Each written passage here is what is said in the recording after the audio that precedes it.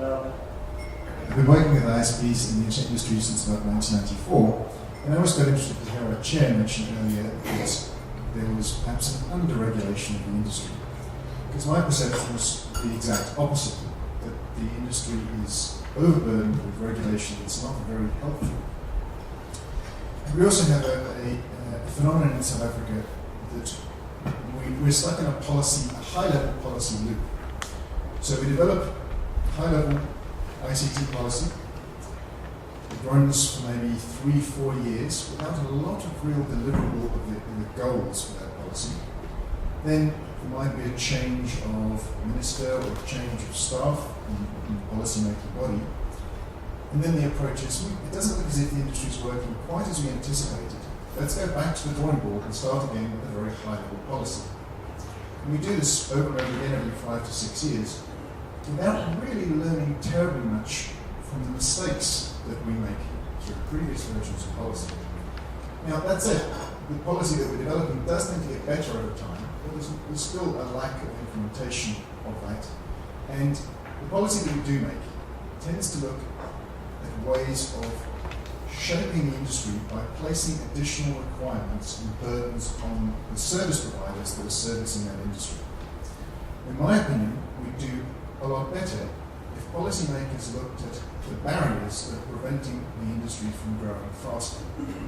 Now, I really like Mike's example this morning of what he's doing to provide internet access to his neighbours. But as he was speaking, it occurred to me that depending on how he set this up, he's probably breaking at least 3 laws in South Africa.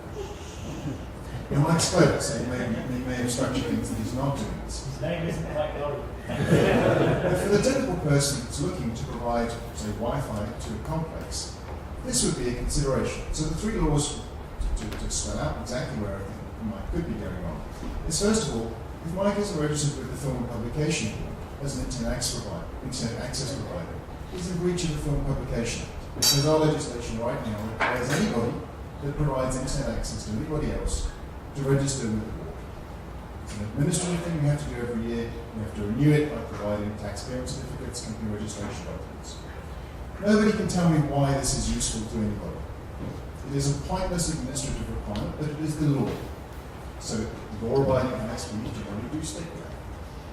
The second thing that Mike might be doing wrong is failing to abide by the provisions of RICO. Because the Regulation of Interception and Provision of Communications-Related Information Act requires that every telecommunications service provider, including all internet access providers, must identify the users of their network. So when you arrived here this morning and you hopped onto a Wi-Fi network, I'm assuming that Wits is law-abiding enough that had someone run out from behind here and capture copies of each of your IDs before you were given the key to the Wi-Fi network. Because if that didn't happen, somebody is breaking the law, because RICO is quite clear on that requirement. And the third thing that Mike could be doing wrong, providing these services to his neighbours, is that he may not have applied for a license exemption from ICASA. Because as a service provider to his neighbours, obviously depending on how he set this up, he could be operating illegally and without a license in providing internet access services to his neighbours. Now, in practice, this is not sending someone out to get your ID. That legislation is being ignored. You go to an airport, somebody doesn't come out to check your ID. RICO is being largely ignored in those circumstances. Folks providing public Wi-Fi are generally not being policed to see if they've applied for an appropriate license exemption, because ICASA doesn't really have the manpower to do that, and it's not very helpful. And you can bet that the average McDonald's that is providing free Wi-Fi to its patrons is not registered with the Film Publication Board, despite it being a requirement to do so. So we have an annoying situation where the most useful thing the industry can do to encourage innovation, to encourage new entrants into the market, is to ignore many of the rules that they should be following. So my opening comment is that it would be really nice if policymakers, instead of trying to restructure the market, identified what could be done to remove some of these annoying impediments to encourage more people to get into the internet service market and encourage competition. So I work for an organization that is pre-internet. So 70 years, I'm not 70 years, I'm also pre-internet. So I thought I would start here, ignoring my own comment earlier this morning, and start here where I said, if you're going to look into the future, and you start to say that you're going into the internet of the future, actually what does that entail? And what are the other things that are important to go there? So there's you'll find people talking about future internet, and you go to the European Union, they are talking about future internet research. And what exactly is that? And then you find many different terminologies, but the only thing that actually does make sense is the fact that it's sort of gravitating around the research that looks at the new architectures for the internet going forward. So I will use that. And don't quote me saying that that is the definition of future internet, because there's various of those. For us to have that internet, it's quite interlinked with broadband. And that's really why, as soon as you start to talk about internet, you end up going back to the issue of broadband. But in our case, it also interlinks with spectrum, because actually broadband, in our case, end up being wireless or mobile. We saw that map that was as by that small green. And when you look at the 2Gs, they are all over the country. So it's actually, when you talk about the internet, broadband, you are interlinking with spectrum. So I was asked to touch a little bit on spectrum. So I'm going to talk about spectrum a little bit in terms of the internet, and not necessarily about what we should learn for internet. It's what we should learn about what we did with the spectrum and what we can use, and how we can use spectrum to enable the future of the internet. First, just to look at the value of spectrum, if you look at the value of spectrum use through direct use of spectrum, typically you find that the mobile services end up generating about 60% of that value. And this is from different countries, studies. I haven't found one for South Africa. Maybe we do need to do one for South Africa to indicate whether that for mobile services generate more value than 60%. But broadcasting comes with the other 20%. Then we're left with about 20% for all others. Now these are the figures for 2011, 2012, around most of the countries have done that. We could actually look at other sectors that can deliver economic value. They deliver economic value with others, but in part they use the wireless communication to do that. The transportation, the smart metering, and the security services are some of those sectors. So they deliver value with exactly what they do in the transport, but they actually use wireless communication to enable the better value of that. So as soon as you think about the spectrum and the value of spectrum, you should also still include those people, because they are actually using spectrum for that. But the other important sectors that we should not forget are the social, where we deliver the social value. The emergency services, the defense services, those are social values that we are delivering. We are delivering health, we are delivering education, and all of those. That's very, very important to remember if you are dealing with how the spectrum is used and how the spectrum is assigned to other people. That those sectors, they may not generate economic value, but they are very important in terms of the social value that the government needs to deliver. So going forward to say, so spectrum is often said to be a resource. This is a key resource. Like many other resources, you have competing needs for those. For the land is one of the resources. You have competing needs for the land, and if you have run out of the land, we know there have been wars, and wars where countries actually, because they want to get more resources they go and invade in other countries. So we can do the same thing. We can, for the land, we can go and invade Lesotho and then you have extra land. But even if you go and invade Lesotho now, are we going to have extra spectrum? If you know it's a resource, we're not going to have extra spectrum. So we are left with just an option of saying we have increasing requirements on the spectrum. We can't increase the spectrum, but what we can do is to find ways of using it more efficiently, to be able to cover that. If there are technologies that are there that you can use to make sure that you use spectrum more efficiently, let's make sure that we can use them. We do not place regulations that stops those from being used. One of the key ones is that has been talked about for years and years is the digitization of television.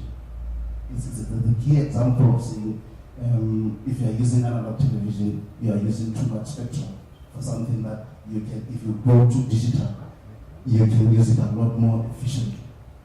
And you release part of that spectrum for other uses. So that's just saying we need to look at the ways in which we can be able to use spectrum better.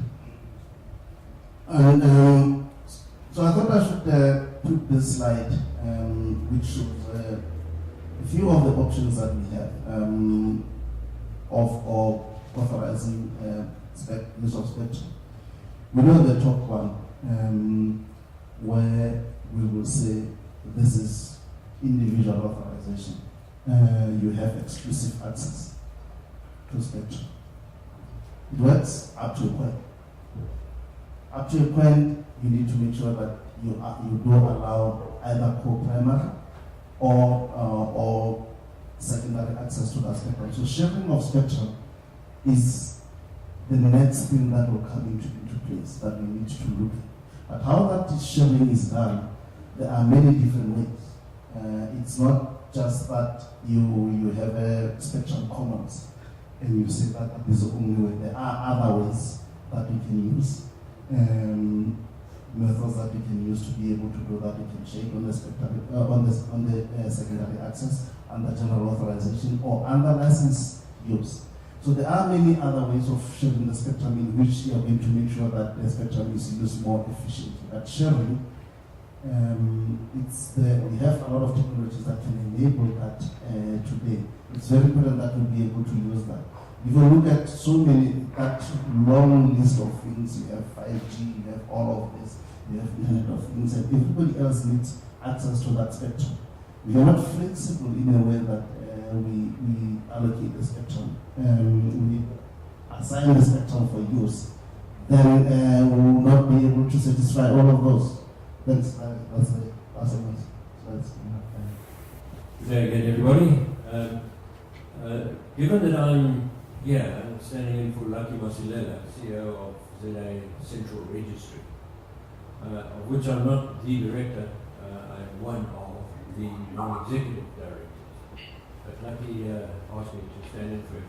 So given that, I decided to focus on that's the title of the session. And I've decided to focus on internet governance and the organizations involved in it.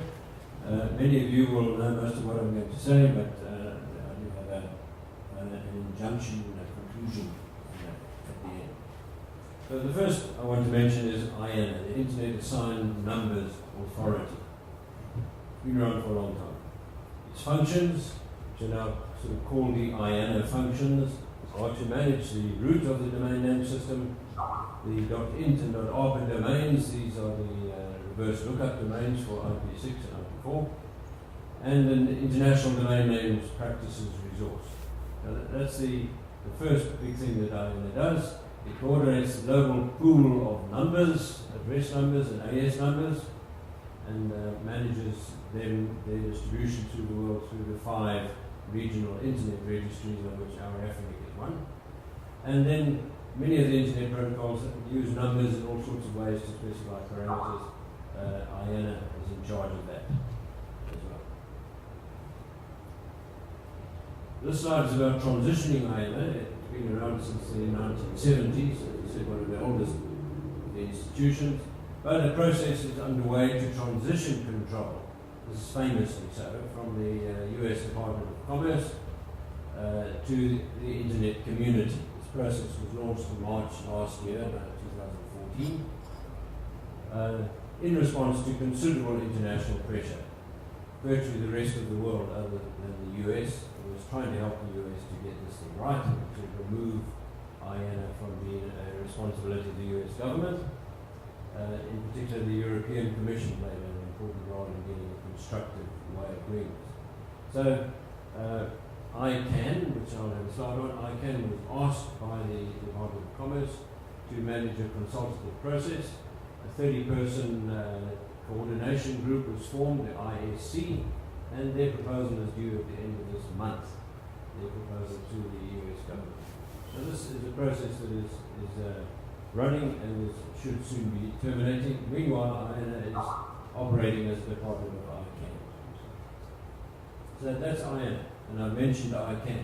What you'll see or hear, and which many of you will know, is that there are several bodies around with not always that clear relationships between them and overlapping claims to responsibilities as well. And that's just part of the way things are being done. So this is ICANN, Internet Corporation for Assigned Names and Numbers. It has de facto responsibility for control of the IANA functions. Now, the root domain, establishing country code top-level domains and the global top-level domains, so on. Appointment of registries for the global top-level domains, not for the country code ones, and then, but rather delegating country code top-level domains to suitable parties with the approval of governments. ICANN is incorporated as a non-profit organization in California, and also quite famously has been reorganizing itself so that it can say that it is internationally organized. It's not an American organization. It has to register in some jurisdiction.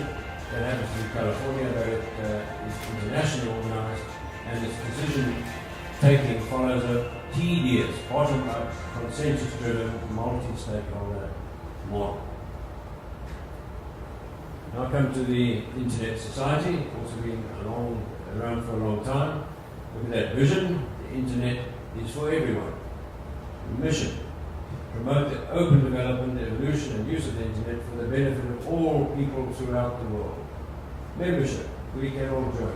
Anybody can join, and it's free. Now that's the Internet Society. This is one of its babies, and a very important one, the Internet Engineering Task Force. This is where the engineering protocols, design of the detailed design and development to meet new needs, to solve problems. This takes place in the various working groups of the IETF. Its activities are controlled by the IESG, the Internet Engineering Steering Group. This basically comprises the area directors of about 8 areas, technical areas, in which the IETF is involved. Each area has one or more area directors, and these guys together constitute the IESG. And then sitting over all this with a sort of oversight function is the Internet Architecture Board, which appoints the area directors and so on. And exercises oversight, can intervene, sorts out problems when there are arguments and so on. Very importantly, the IETF is a creature of ISOC, not of ICANN. And ISOC and ICANN have no jurisdiction over each other. ISOC charters both the steering group and the Internet Architecture Board. So you can see there's overlap here. If you go to the websites of these various organizations, you'll find competing claims. They don't mention the other guys. We are responsible for this. We are responsible for the management of the DNS. We are responsible for assigning these kind of numbers. And there are various of them say have these overlapping responsibilities. This is a slide on the South African situation, ZADNA, the ZA Domain Name Authority. It was created in 2002, Chapter 10 of the ETA Act, that I think it was Lucy that mentioned. And so it goes back that far. It's a statutory body because of that way it was created. But the Act, the formulators of the Act had the insight to declare in the Act that it should also be subject to the Companies Act as a non-profit organisation. So that gives it the powers to behave as a company and to contract, enter into contracts and so on. And it has done so. The Minister of DTPS appoints the board. ZACR, formerly Uniforum, is contracted by ZAD, company to company, contracted by ZAD as the registry to provide registry services for CO, ZA, Net ZA, and Web ZA currently, and possibly others will come. Famously also, ZACR applied to ICANN as part of the ICANN expanded greatly the top-level domain space. It applied for and was awarded delegations for .Cape Town, .Durban, and .Joburg, collectively the .cities, as it's called, and these are up and running. And it applied to ICANN for the administration of .Africa as well, and it's still pending.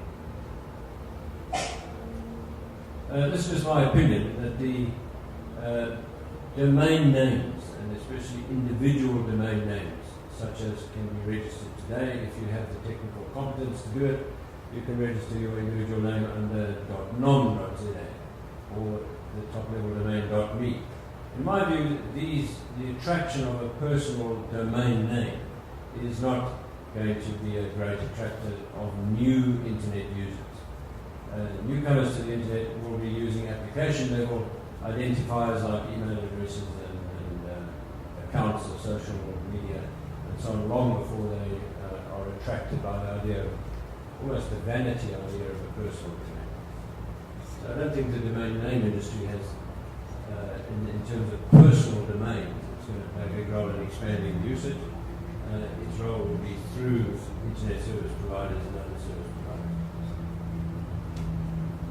So, whether internet governance, or ISOC and IETF and ICANN with the INO functions to be sorted, are they doing okay? Or should we allow governments, institutions like, no, that was the ITU, institutions like the ITU take over responsibility? In my view, provision of root DNS services requires those three sub-bullets: decisive, responsive, operational management. Must be able to take decisions, sort out problems, keep things running. Compliance with agreed policies and service levels, and accountability to the user community through agreed governance structures. It requires developing policy and standards, ability to draw in gurus, open procedures and processes, technical depth, the ability to investigate, decide and document, and public acceptance of the authority to set these standards that emerge from the techie workshops and so on. Openness, tiresome stuff. Collaboration is difficult. I remember some years ago I saw a quote that I think is repeatable. Remember, collaboration never walks more than 50 paces and never climbs stairs. Collaboration is not an easy thing to engineer, to do, and yet that's what ICANN particularly has to do among many, many kinds of stakeholders. Government representatives, industry representatives, at large, end user representatives, and so it is tiresome, it takes a lot of work. Some folks disapprove of ICANN's dramatic broadening of the top level. There's 1,000 new top-level domains out for auction. Rampant commercialism could be accused of. ICANN was charging a lot of money, one result of which that there were only 4 applications from Africa. This was received quite a lot of publicity at the time. Because of the big monies involved, it adds further power and advantages to already big operators. It did not help to spread the role of service provision in the world. The first come, first served sales model for domain names is alleged, or does clearly very often rob names of meaning. For example, co.za. You need have no association whatsoever, business, personal, nothing, to register a name under co.za. And the same is true for many, many domains. So the ZA label at the end of a domain name does not imply that there's any association with South Africa. That is true of most country code domains these days. Cape Town too, you need have no association. You can live in Hong Kong and register a Cape Town domain, no problem. So some people think this is a pity. Incidentally, the demand for these new domains, for subdomains under the new top-level domains, has been disappointing.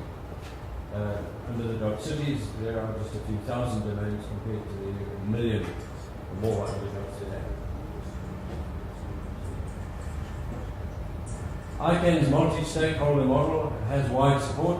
People are investing effort, putting up with the time and investment that it takes to do it. And I also think that some overlapping responsibility, especially between ISOC as a grounds-up, bottom-up organisation and ICANN with a more formalised multi-stakeholder model, some overlap is okay. And in particular, I like the fact that the Internet Engineering Task Force, where the technical work gets done, that falls under ISOC. I think that's good. Here I'm asking whether governments acting jointly, the governments of the world, acting jointly, could they sustain openness? Could such a model sustain multi-stakeholder support? Could it sustain operational service levels? Could it lead technical standards development? Could it avoid balkanization of the internet that was suggested by the earlier speaker as well? In my view, the way we're doing it now, the way the world is doing it now, is okay. It's not to say it's perfect, but it's okay. And I think the same is true of ZADA and its relationship with ZACR and other registries, like Tenet for ACZA, for example. So let's support them. Let's support this way of doing things, help them improve it, and keep it going. Thank you.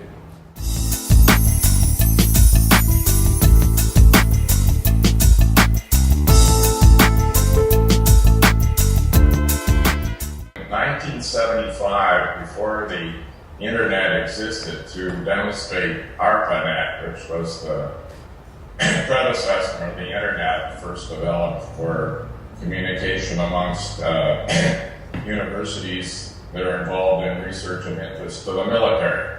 In 1975, with the support of the then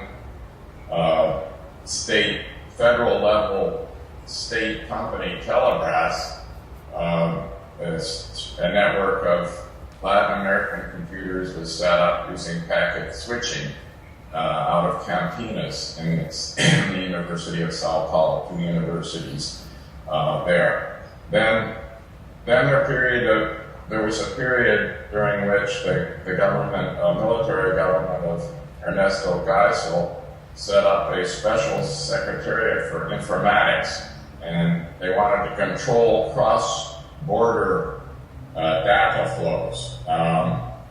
That resulted in what we call the protocol wars, whether they were going to use open systems interconnection, which was developed by ISO, or TCP/IP, developed by Vint Cerf and Robert Kahn in the US. So perhaps because of their nationalistic tendencies, the military preferred OSI, which slowed the development of the internet. But anyway, there were a series of developments. I won't go through in any detail here. You can read the slide by which the academic groups began to set up connections between themselves, and they began to make contact with people in the U.S. who were working on developing the academic internet there. I'll just next slide, please. We're going to go to the one called Rise of the Academic Internet too. Okay, so here we see the extent to which these institutions worked amongst themselves in Brazil and then made contact directly with counterparts in the US and Europe. And by 1990, they had a BitNet link between the University of Sao Paulo and the other institutions. And that brought together the 3 islands of connectivity within Brazil. So, next slide, please. Just to see what it looked like back then, here's a diagram, and you see, this is dial-up lines, basically. Go to let's see, where are we at? Okay, so the academic internet, the National Research Network was supported by the National Council for Research and University, and these names won't mean anything to you, but the main idea here is that gradually this institution got established. Some of the heroes of like we have, the Vince Cerfs and Robert Kahns and so forth in the United States and some other internationals within Brazil. There are some names that are quite famous because they've been sort of the very leaders at the very beginning, and many of them are still alive. In any case, there was some trouble getting support for this, but let's see, go on with the next one here. And I'm not using my let me turn it into presentation mode so I can see where I am. So the next slide will be on the network as of with these lines. So now we're no longer talking about dial-up. In 1992, just before the connection to the international internet, here we see the maximum speed was 64 kilobits per second. So there's a very interesting part of this was the role that NGOs played at the beginning, and the key name here is Carlos Afonso, who had been in exile in the United States and Canada, and he had a lot of international connections, and he helped during the build-up to the first international conference on environment and development in 1992, working together with the people from the RNP, managed to make a connection to the international internet, and that was the really beginning of the true internet in Brazil. Now next slide, please. Brazilian ISPs multiplied. This is one of the really interesting characteristics of the internet in Brazil. The large number, thousands, somewhere between 4,000 and 8,000 small and medium internet service providers, many of which now have the right to produce telephony, television, any form of multimedia communication that are actually licensed to do this now. So this same group, Alternets, which left of center, non-governmental organization, started developing bulletin board systems, and more than 150 of these made the transition to becoming ISPs after the Alternets link to the internet was cut. The national long-distance carrier, Embratel, before the privatization, had a monopoly on all international and interurban connections, but the National Research Network gave them access to their connections. So by 2014, we have 8,000 ISPs in Brazil, 4,000 of them with formal licenses to operate, as I was saying. Next slide, please. So then we're going from the academic and NGO internet to the commercial internet, and the main factor here was the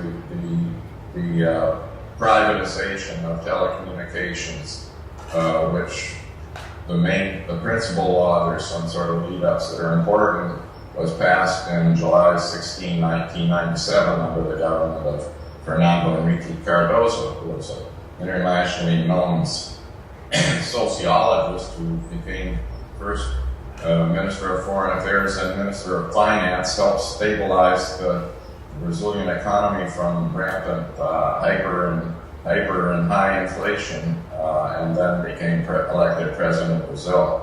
So the privatization was carried out in 1998. Now, one of the points that I most like to talk about and work on here in our struggle to get a true national information ICT and development policy is to have a national strategy. And in 1990, a team headed by one of these heroes who had been head of the R&D, now working under the Ministry of Science and Technology, published something we call the Green Book, which you can download off the internet. But it was the first and only attempt to look cross-sectorally at how ICT could be used to accelerate Brazil's economic, social, and political development. Unfortunately, it was never implemented. The Ministry of Science and Technology was relatively weak in this ministry. What did happen was they developed a e-government program based in the Ministry of Planning, and that moved ahead quite nicely until there was a major crisis in the electrical system provision, and the key person who was head of the president's staff, who used to be in the finance ministry, a fellow by the name of Pedro Parente, was asked to develop a plan for dealing with this crisis. And since he was the driving force behind the interministerial committee, it sort of languished, and then the next government of Luis Inácio Lula da Silva took office, and their interest was really not very much e-government. They did have an emphasis on digital inclusion, but that was done through a series of programs in different ministries, poorly coordinated, and there was no real leadership from the top. Perhaps the major achievement of that group in the Ministry of Planning was to establish systems for I don't remember the term, but anyway, a set of common policies regarding use of software and so forth within the government. And then the next important development was the development of a national broadband plan. There was not a national ICT for development plan, but a plan to expand broadband in Brazil, principally fixed broadband. And this was established by a presidential decree toward the end of the second administration of President Lula. And the key instrument from this was to resurrect the national state telco, Telebrás, which had been kind of on ice. It had never been killed. It still existed legally, so they brought it back into existence or reanimated it. And they were supposed to provide the main backbone, and there are a number of things that I'll show you shortly, and to get this thing moving. Unfortunately, perhaps due to fiscal stringency, probably more to the influence of the major telcos, the funding has been very limited. So most of what has been done by Telebrás in building a national public backbone has been through public-private and public partnerships, leasing of dark fiber in others' networks. So next slide, please. So.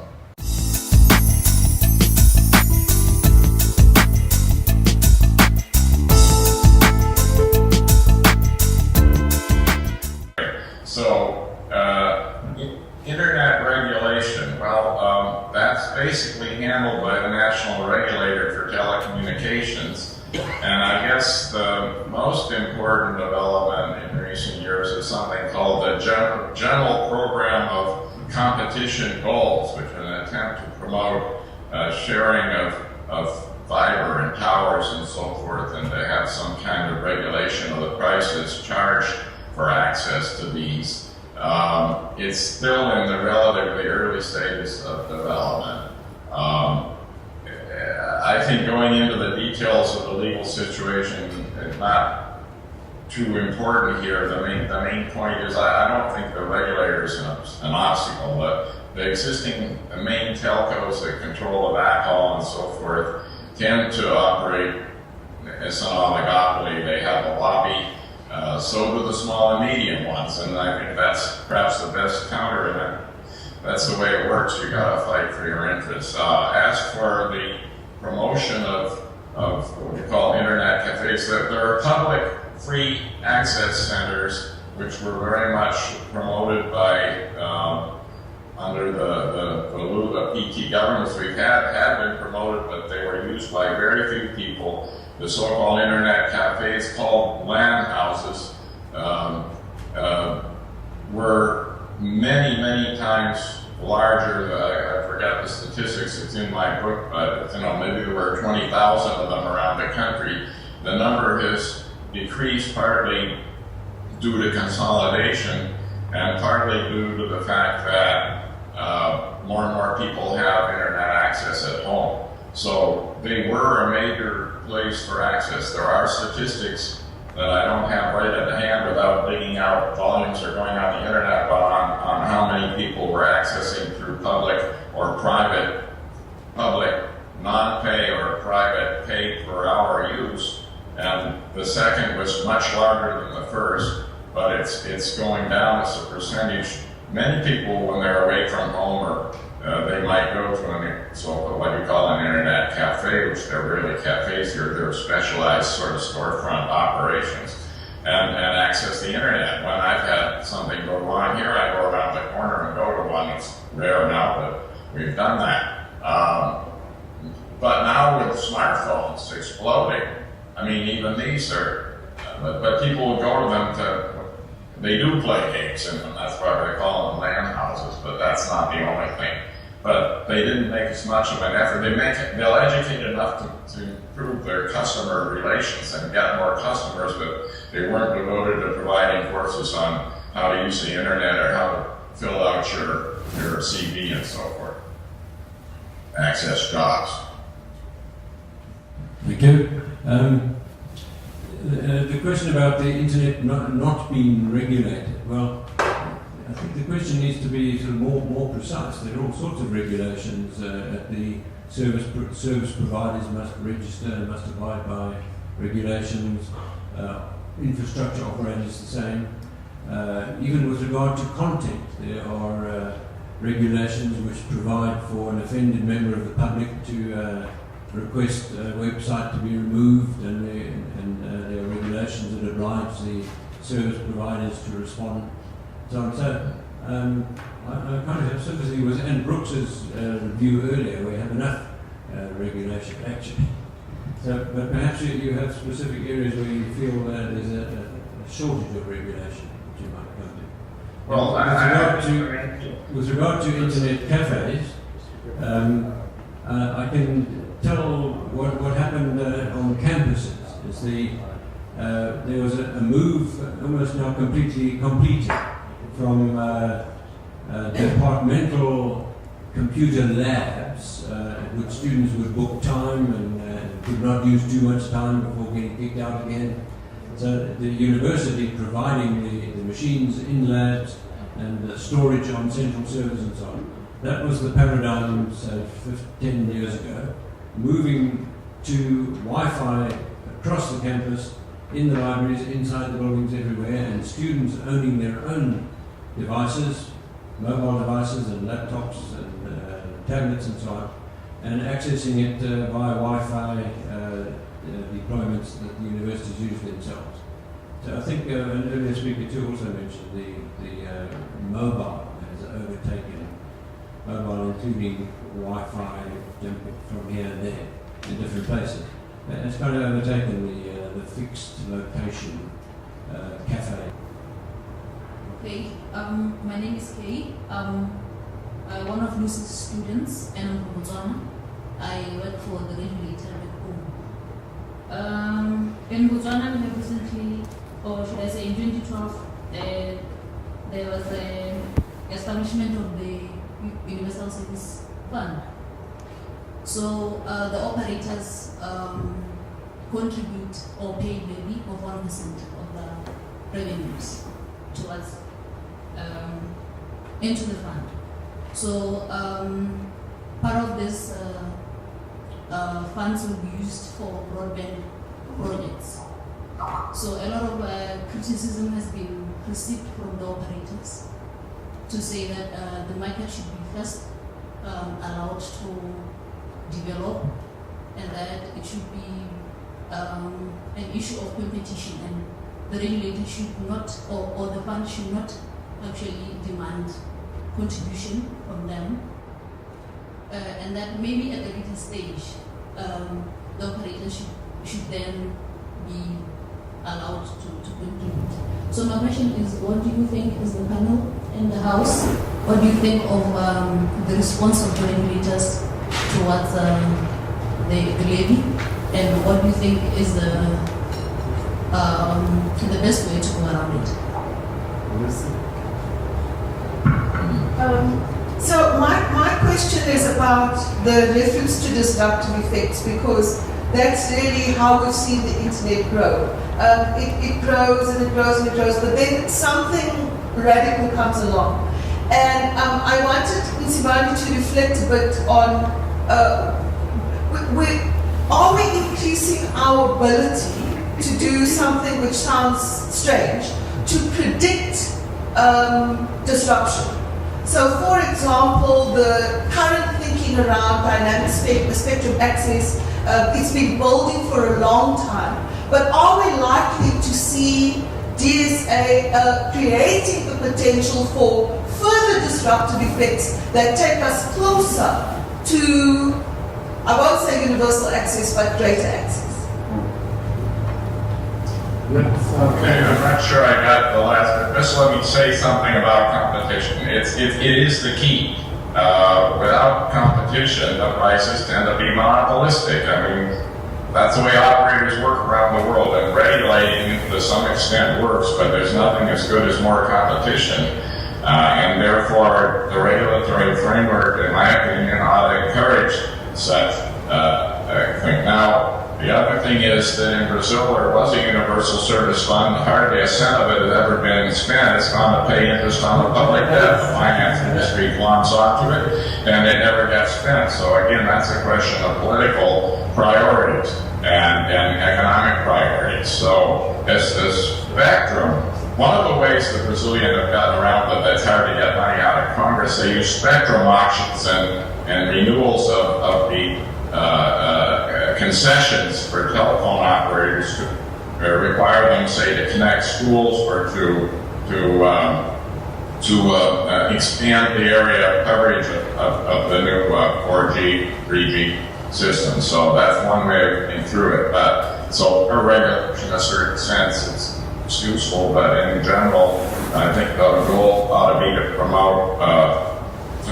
promote competition, then use reverse auctions it's a method of using limited public resources to get the operators to do more. So say, what's the minimum subsidy to cover some area that's not profitable? Or this system's been used in a number of countries. I think it was pioneered in Chile, for example, but it's a good system. Let me just, before I go to the disruption question, maybe touch on a little bit on the universal service access. I'm just surprised that in Botswana, it was only in 2012 when it was being introduced. I think it has been something that has been introduced in many countries a long time ago. I think at that time, perhaps the Botswana regulator had realized that the operators are not going to go to certain areas. And we can blame the operators on we can. These are are private organizations that actually have to answer to their shareholders. They don't need to go to areas that actually make sense for them. So those universal service funds in many countries have been introduced, having understood that. Have been introduced to say that can you contribute to a fund that can be used to address the areas of market impact. Now, I don't know how Dr. is going to apply that, which ended up giving the reaction that it got from the operators. It probably were not applying it very well. Of course, it's our framework has been introduced a long time ago. I'm still not sure whether it's actually being utilized. So it's something that keeps piling up and not being used. But I can say there are cases and there are good examples of where it has been applied. I think the chair of this panel did talk about the case of Lesotho a few years back. When we are traveling through Lesotho, you would have very few areas where you have mobile connectivity.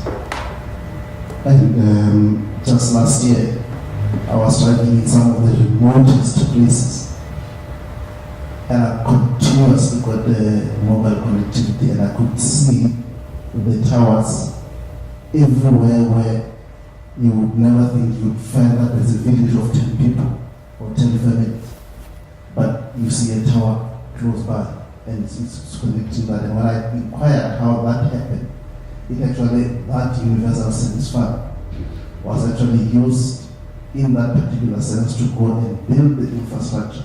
And once the infrastructure is there, which is the most expensive part of putting there, the same operators that could not go there, they are there now providing the service. So the issue is to come in, use that fund to be able to build the infrastructure, and then get them to provide the services.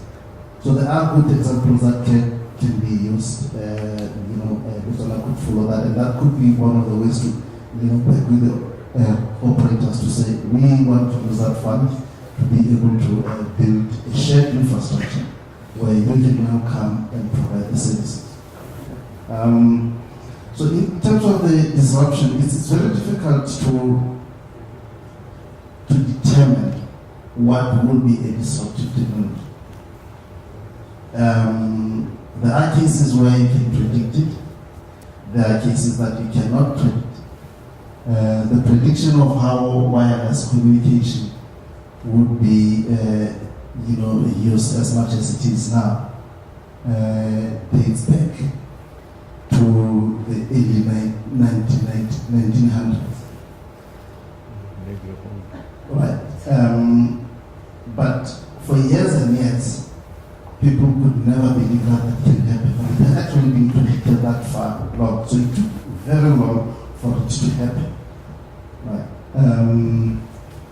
So to actually predict that a particular technology is going to disrupt the market, it's quite difficult. A few years back, we didn't have the Googles, we didn't have the Facebook, we didn't actually understand exactly introducing something like Facebook, how much disruption can that get. So I think what is important for the researchers is to be able to say, if you see something that can be able to assist. Now, the dynamic spectrum access is one of the things that can enable access to spectrum.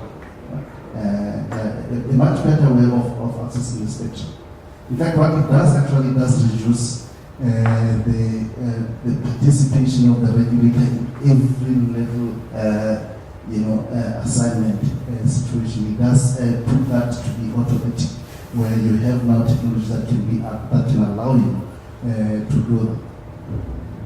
So it's in a way enabling better access to spectrum, and it has a potential of actually introducing that disruptive nature when you bring in the technology. Now, whether it actually can work and actually disrupt the market, it's something that could be proven as we go along.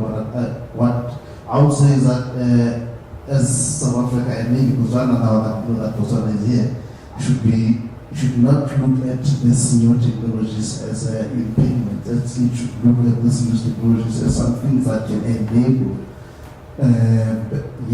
better access to the resources that will enable access to the internet. So I'm not really sure what they're doing, but I do hope